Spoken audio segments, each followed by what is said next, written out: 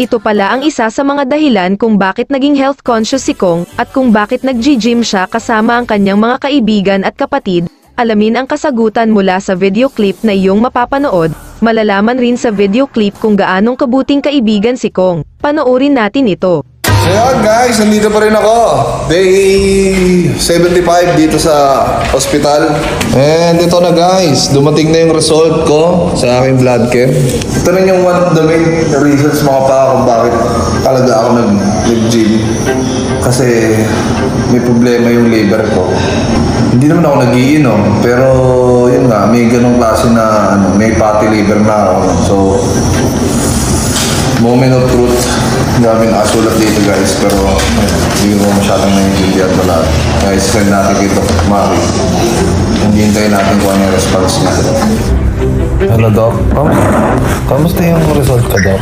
Yung results mo from August to September ganda. O talaga?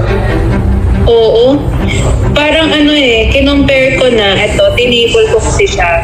Di ba nung August, dun tayo nagkuha ka ng dugo. So, pinakamataas mo kasi yung ALT Tsaka yung AST, which is yung liver enzyme, di ba? Ano siya before, Doc? Parang 200, di ba? 215 yung ALT mo. Ngayon? 63. Grabe, isang buwan ng workout, yun yung kaya niyang gawin, no? Ano ba yun? Diba? Galing, no? Mataas pa rin siya, pero pababa na. Ano siya? Oo. Pero, maganda na siya. Kasi imagine mo, yun lang, workout lang. Diba, yun yung sabi ko sa'yo.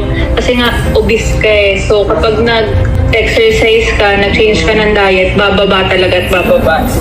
Goodness, tuloy-tuloy ko na lang, Doc, no? Oo. Tapos yung pati yung LDL, yung sa cholesterol, bumaba din. From 134, naging 92 ka na. Yung 92? Normal.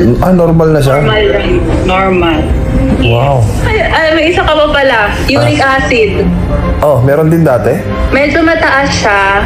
Nasa 7.40. Ngayon, normal ka na. Oh? 7 na lang. Talaga? Lahat okay na lahat, Doc? Okay na lahat. Isang buwan lang. Siyempre, ikaw yan effort mo yan Oo. Ikaw din naman tumulong sa sarili mo. So, congrats. Thank you, Doc Maki. Si Doc Alvin, okay din siya. Medyo kailangan ko pa mag-diet ulit. Nasa pagkain ng sikreto. Combination talaga siya, no? Parang mas malaki pa kaya ito diet Diet 70% yata. O talaga? Kaysa dun sa papawisan ka lang and no? Oo. Mag-workout ka, tama. 30% lang yung exercise. Oo, kasi ang linis talaga ng kinakain ko.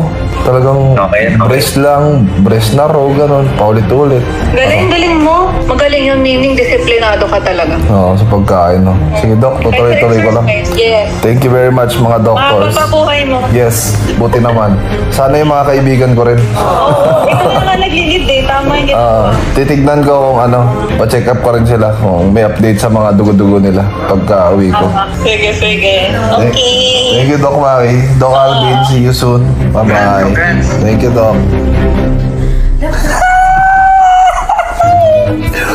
I'm so normal, I'm so healthy, I'm so happy.